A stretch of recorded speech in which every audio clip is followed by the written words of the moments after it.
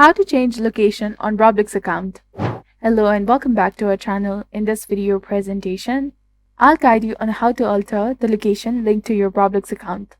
Stick around until the very end to grasp the tutorial fully. And if you discovered this content beneficial, show your support by liking and subscribing to our channel. Stay tuned for more upcoming videos like this. Now let's dive right into the steps. First of all, you have to launch the Roblox application on your device.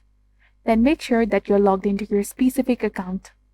Once you're in the homepage, access the three-dot menu in the corner of the screen and proceed to Settings.